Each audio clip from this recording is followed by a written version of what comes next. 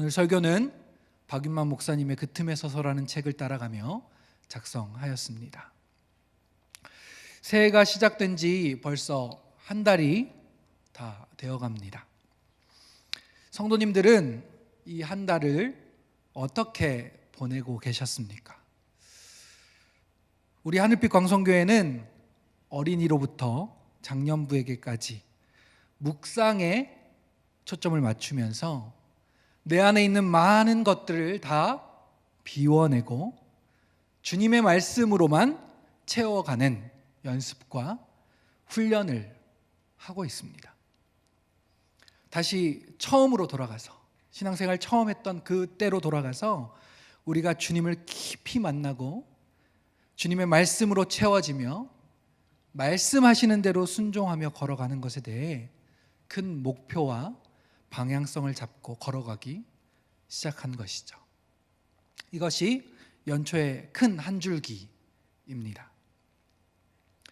또 한 가지 교회 내부적으로 준비하고 진행하고 있는 일이 있는데 바로 교회 건물 보수공사입니다. 우리가 이 교회를 사용한 지 한 6, 7년 정도 되었지만 이 건물은 벌써 훨씬 전에 세워졌던 건물이었었습니다.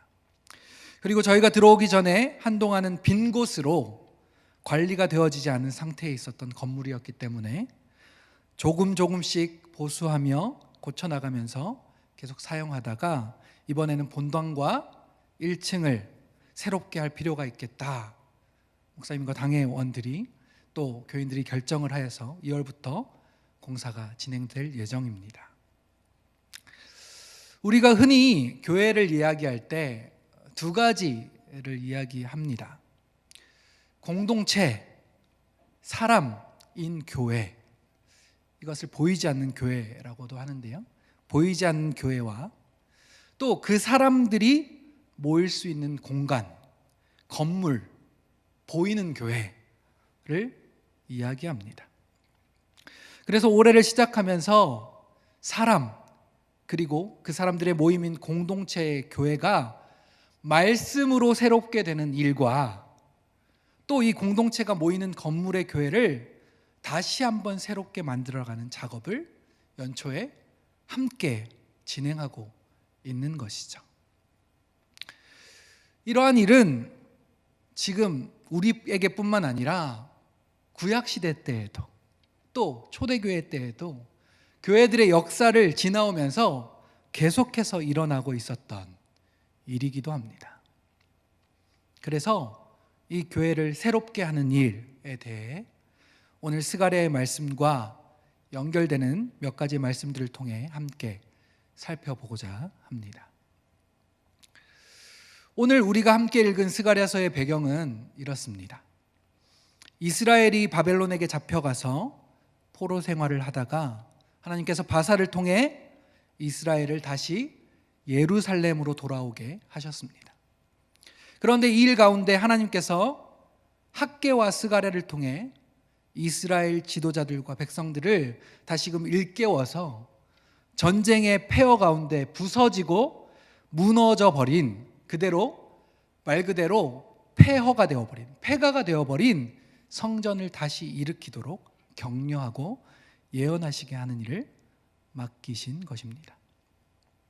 학개에게는 성전을 재건하는 일을, 스가랴에게는 우리의 마음의 성전을 재건하는 일에 대해 이야기하셨습니다. 이렇게 스가랴에게 하나님께서 말씀하시기 시작하신 때는 바로 스룹바벨과 여호수아가 성전 재건을 위해 처음 성전의 기초 돌을 하나를 다시 놓기 시작했을 때인데요. 스가랴 3장 9절 상반절과 또 4장 9절 10절을 함께 읽어보도록 하겠습니다. 3장 9절 상반절 말씀입니다. 시작. 만군의 여호와가 말하노라 내가 너 여호수아 앞에 세운 돌을 보라. 아멘. 4장 9절과 10절 시작. 스룹바벨의 손이 이 성전의 기초를 놓았은즉 그의 손이 또한 그 일을 마치리라 하셨나니 만군의 여호와께서 나를 너에게 보내신 줄을 내가 알리라 하셨느니라. 작은 일의 날이라고 멸시하는 자가 누구냐. 아멘. 바로 스가랴에게 하나님께서 말씀하셨을 때는 이제 막 시작한 성전 재건의 때였는데 그 돌 하나 놓여져 있는, 그저 기초를 세우는 일을 보면서 이미 마침을 이야기하는 눈을 스가랴에게 가지게 하셨다라고 말하는 것입니다.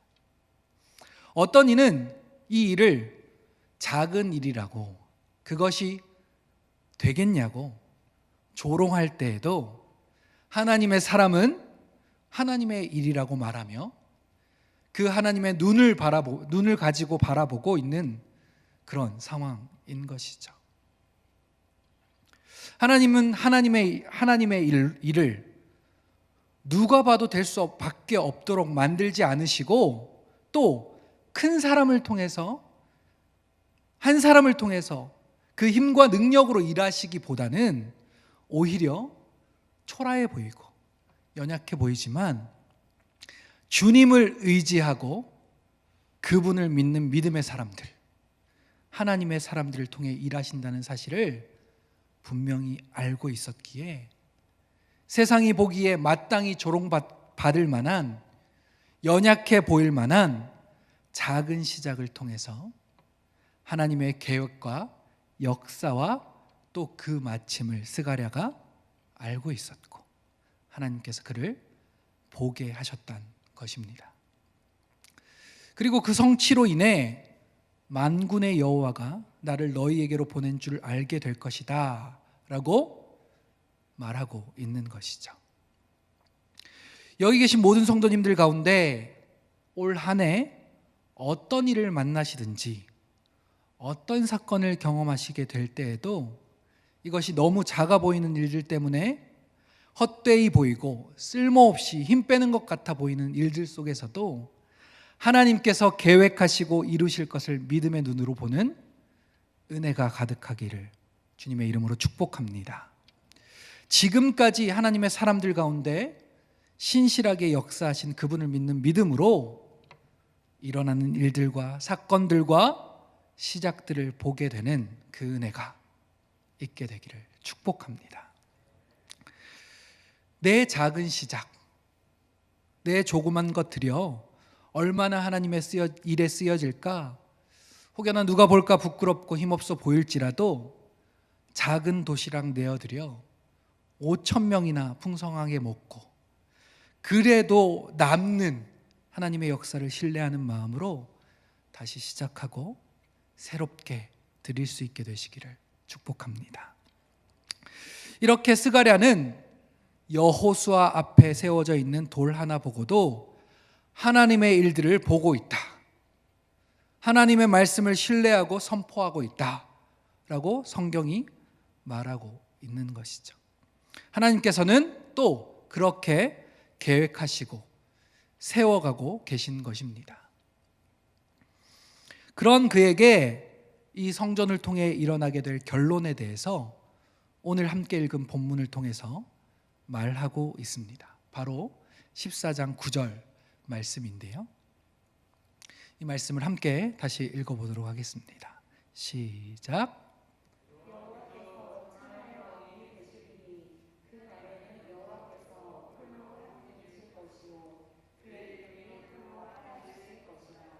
아멘. 스가랴에게는 이 성전 재건이 그저 건물을 짓는 것을 넘어서서 어떤 의미가 있다라고 말하고 있는 것이고, 그 일을 위해 시작되어진 일이라고 결론을 지금 말하고 있습니다. 바로 하늘과 땅, 그러니까 모든 자들의 왕이 되실 분이 거하실 곳을 만들 것을 예언하고 있다는 말인 것이죠. 제가 참고했던 책의 저자는 이렇게 말합니다. 돌 하나 붙잡고 그런 예언할 수 있었던 것은 이스라엘 하나님은 창조주이시기에 반드시 온 세상을 다스리는 왕으로 등극하실 것이고, 세상 또한 그분을 왕으로 인정하는 날이 올 것이다 라는 믿음이 있었기 때문이라는 말이죠. 그러면서 이 성전에 대한 환상을 하나님께서 스가랴에게 보여주십니다. 세 가지 환상에 대해서 함께 나눌 텐데요, 이 세 가지를 좀 잘 기억해 주시면 좋겠습니다. 뒤의 이야기와 이어지기 때문인데요, 이 순서는 다르지만 먼저 셈에 관한 환상부터 보자면, 지금 보았던 결론의 바로 앞절인 스가랴 14장 8절에 나와 있는 말씀입니다. 앞에도 나와 있는데요, 제가 읽어보겠습니다. 그날에 생수가 예루살렘에서 솟아나서 절반은 동해로 절반은 서해로 흐를 것이라. 여름에도 겨울에도 그러하리라. 여기에서 예루살렘은 성전을 이야기하는 지역적 장소로 생각할 수 있는데, 이 생수가 여름이나 겨울이나 동쪽으로나 서쪽으로도 항상 흐르는 것을 말하는 것은, 이것이 계절에 상관없이 또 방향에 상관없이 항상 흐르는 것을 강조하면서 말하는 것인데, 끊임없이 솟아나오는 생수임을 강조하면서 말하고 있는 것이죠. 스가랴를 통해서 하나님께서 보여주신 첫 번째 성전의 환상은 그 예루살렘 성전에서 끊임없이 흘러나는 생수와 관련되어 있다 말하는 것입니다. 이것을 첫 번째로 기억하시면 좋겠습니다. 뭐라고요? 성전 환상 첫 번째는 그곳에서 끊임없이 흘러나오는 생수와 관련이 있다. 두 번째로 볼 환상은 스가랴 2장 1절부터 5절까지의 측량줄을 가지고 건축을 준비하는 한 청년을 보는 것에 대한 내용인데요, 그 중에서 4절과 5절에 이렇게 이야기하고 있습니다. 이르되 너는 달려가서 그 소년에게 말하여 이르기를, 예루살렘은 그 가운데 사람과 가축이 많음으로 성곽이 없는 성읍이 될 것이라 하라. 여호와의 말씀에 내가 불로 둘러싼 성곽이 되며 그 가운데서 영광이 되리라 라고 말합니다. 여기에서도 새롭게 세워질 예루살렘과 그 성전의 모습 가운데 성곽이 없는 성읍이 되게 하신다, 성곽이 없는 성전이 되게 하신다 라고 말씀하고 있는 것입니다. 즉 담이 없는 성읍, 담이 없는 성전을 지으라는 것에 대한 이야기를 하고 있는 것인데요, 이 이야기는 모든 땅이 하나님의 영광이 머무는 성전이 될 때를 상징적으로 보여주는 것이다 라고 이야기합니다. 온 땅이 하나님의 성소, 하나님의 집이 된다면 성곽이 무슨 필요가 있겠습니까? 또 하나님께서 불로 둘러싼 성곽이 직접 되시며 보호하시며 세우시겠다, 그렇게 그 가운데서 영광이 되시겠다라고 말씀하시는 장면입니다. 두 번째 성전에 대한 환상에서는 성곽이 없는 성읍, 성곽이 없는, 담이 없는 성전을 이야기합니다. 첫 번째는 뭐라고 말씀드렸죠? 끊임없이 생수가 흘러 넘치는 곳. 두 번째는 성곽이 없는, 담이 없는 성전의 모습입니다. 잘 기억해 두십시오. 세 번째는 스가랴 4장 2절 말씀인데요, 함께 읽어보도록 하겠습니다. 시작. 그가 내게 묻되 내가 무엇을 보느냐? 내가 대답하되 내가 보니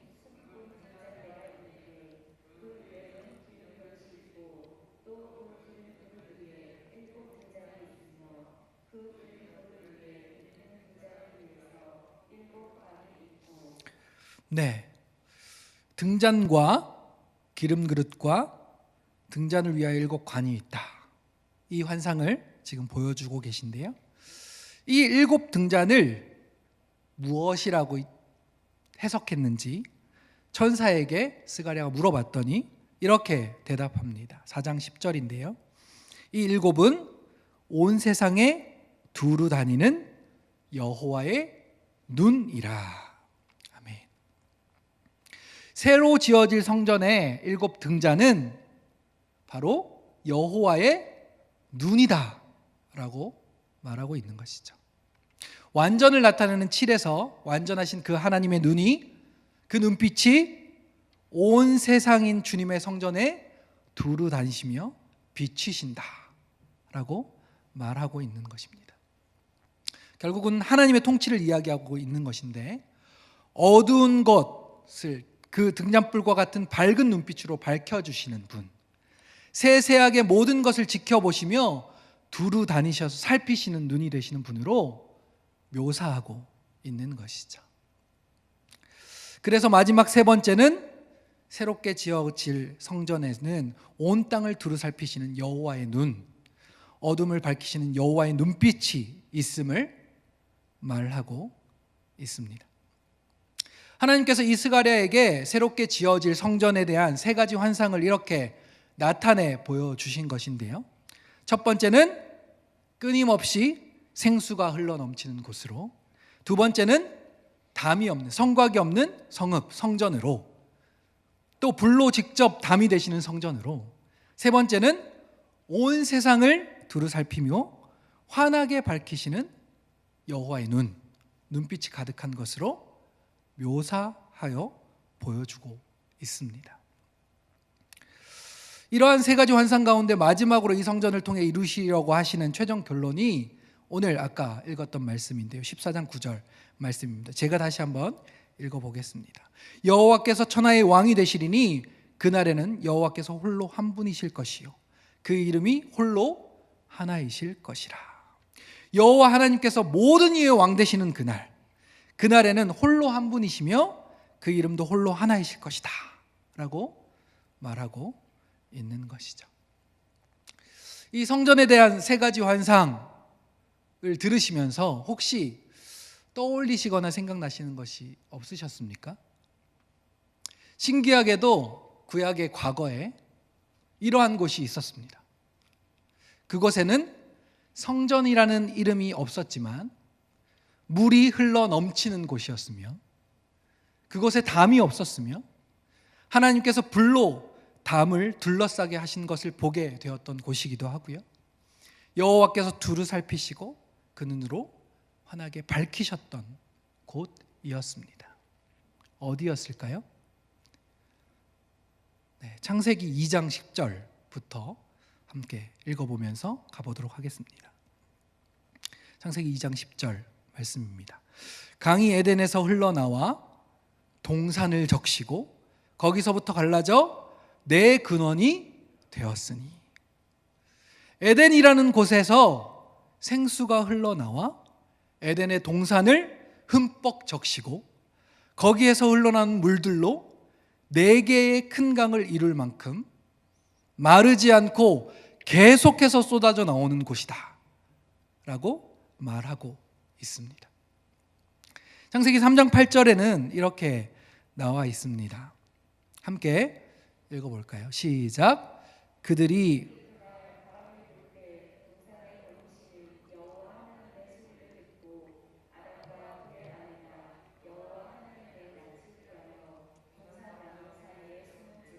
아멘. 동산을 거니시는, 두루 살피시는 분으로 하나님을 묘사하고 있습니다. 또한 동산나무에 숨은 아담과 하와를 보지 못해서 부르신 것이 아니라 어디에 있는지 아셨지만, 그를 보고 계셨지만 그들을 그 자리에서 불러내시기 위함이었다. 이 사실이 중요하다는 것을 우리가 기억해야 합니다. 3번째로 3장 24절 말씀인데요, 함께 읽어보겠습니다.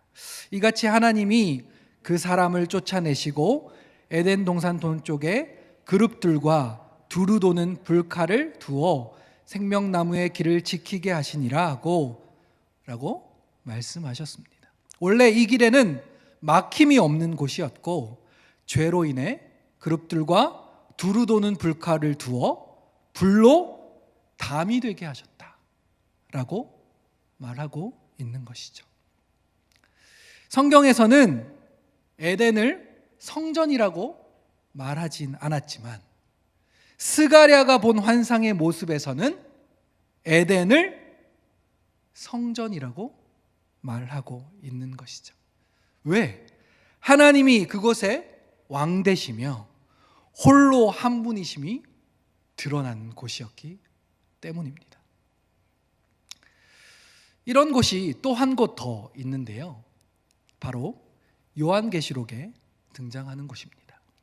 요한계시록 5장에 보면 한 어린 양에 대한 이야기가 나오는데 이 어린 양의 7 눈에 대해서 이렇게 기록하고 있습니다.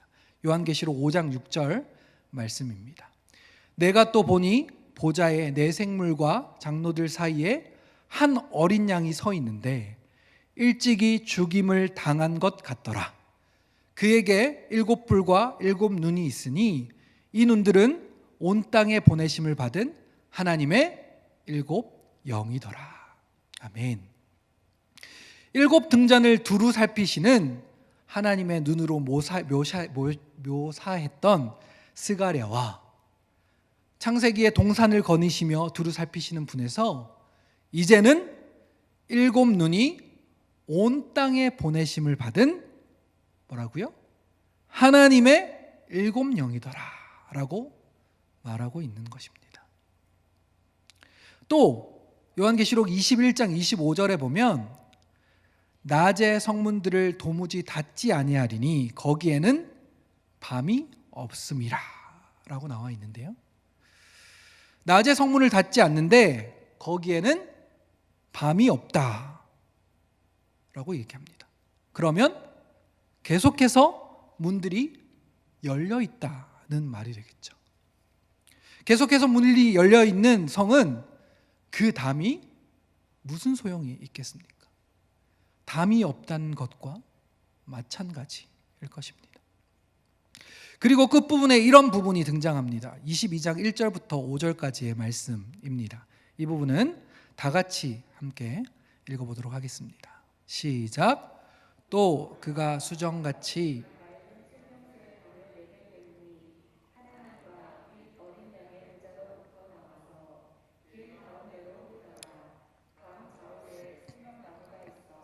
열두 가지 열매를 맺되 달마다 그 열매를 맺고 그 나무 잎사귀들은 만국을 치료하기 위하여 있더라.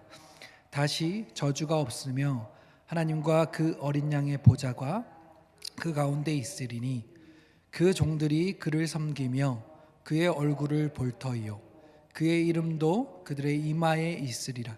다시 밤이 없겠고 등불과 햇빛이 쓸데없으니 이는 주 하나님이 그들에게 빛이심이라. 그들이 세세토록 왕노릇 하리로다. 아멘.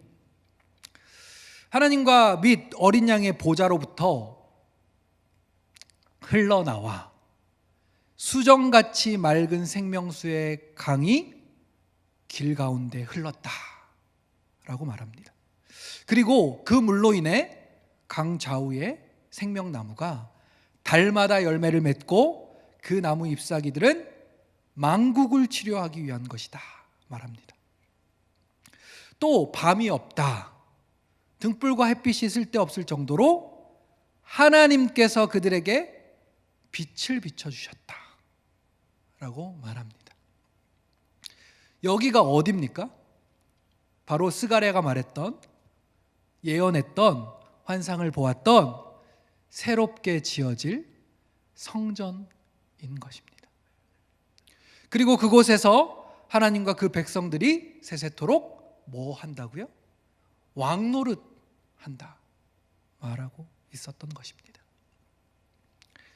스가랴는 바벨론으로부터 돌아와서 새로 지어질 성전에 대해 예언하고 있었지만 그 환상은 하나님께서 성경에 처음 보여주셨던 에덴, 그리고 마지막에 이루실 새 예루살렘 성전을 보여주신 것이라는 것을 우리가 볼 수 있는 것이죠. 그렇다면 이 새로 지어질 성전이 지금 우리에게는 어떤 의미일까? 생각해 보셨습니까? 사실 우리의 삶 안에도 매번의 시간은 아닐지 모르겠지만 우리의 영혼의 갈증을 해결하는 영혼의 생명수를 마시는 경험들을 할 때가 있습니다. 그렇죠? 우리를 두루 살피시고 돌보시며 영혼의 그 어두움에서 우리를 밝혀주시는 여호와의 눈과 그 눈빛을 경험할 때가 있지 않느냐는 말입니다. 하나님께서 친히 우리의 담이 되셔서 우리를 보호하시고 그분 안으로 들여놓으시는 일들이 분명히 일어납니다. 불담과 같이 말입니다. 이 이야기가 바로 우리가 요즘 계속해서 묵상하고 있는 요한복음에 기록되어져 있는 말씀과도 연결되어져 있습니다. 이 새로운 성전을 어떤 한 사람이 이렇게 말하고 있는 것이죠. 요한복음 2장 19절과 21절 말씀인데요. 제가 읽어보도록 하겠습니다. 너희가 이 성전을 헐라 내가 사흘 동안 일으키리라. 예수님께서 첫 번째로 자신을 성전이라고 말씀하십니다. 육체를 성전이라고 말씀하십니다. 예수님은 이 말씀을 성전을 자기 육체를 가리켜 말씀하신 것이다 라고 이야기하신 것이죠. 이것은 담이 없는 성전을 생각할 수 있습니다. 또 그분은 자신이 생수의 근원이 되신다 말씀하십니다. 요한복음 7장 37절 하반절부터 38절까지의 말씀인데요. 앞에 나와 있습니다. 함께 읽어보도록 하겠습니다. 시작. 누구든지 목마르거든 내게로 와서 마셔라. 나를 믿는 자는 성경의 이름과 같이 그 배에서 생수의 강이 흘러나오리라 하시니. 아멘. 그 배에서 생수의 강이 흘러나온다는 말은 육체가 성전이 됨을 말함과 동시에 그곳에 하나님과 어린 양의 보좌, 즉 예수님께서 주인 되시는 자리가 그 안에 있음을 말하고 있는 것입니다. 그러니까 예수님께서 안에 거하시는 사람이 바로 성전이 된다라고 말씀하고 계신 것이죠.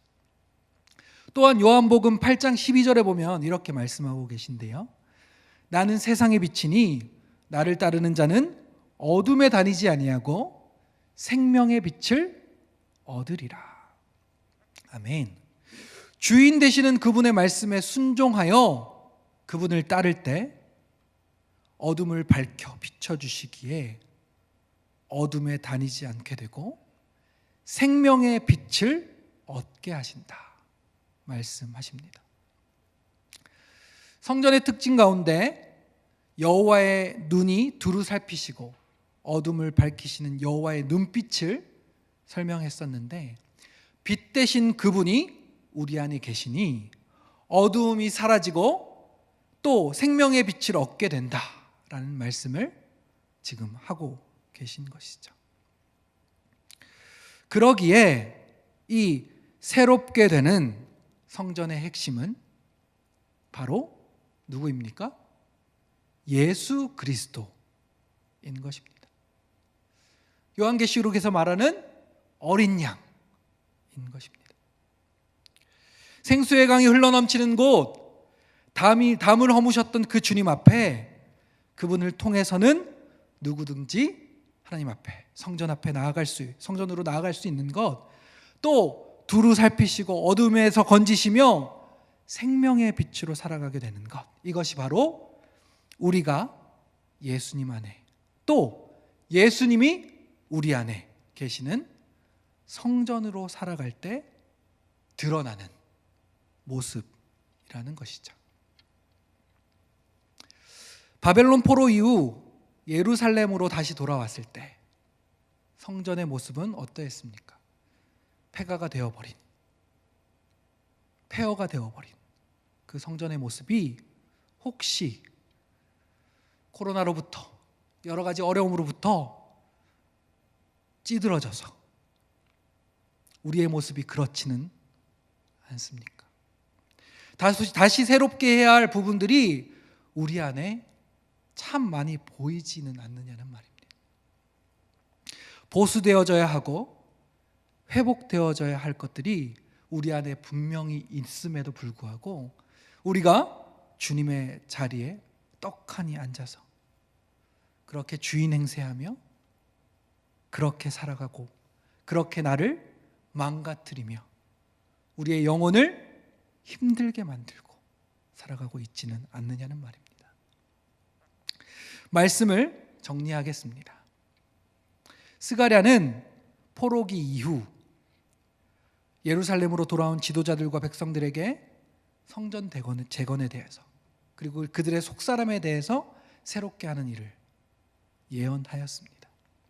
그 환상들이 분명히 그 시대에 건물된 성전을 새롭게 하는 일을 격려하고 북돋아 주기 위함이었습니다.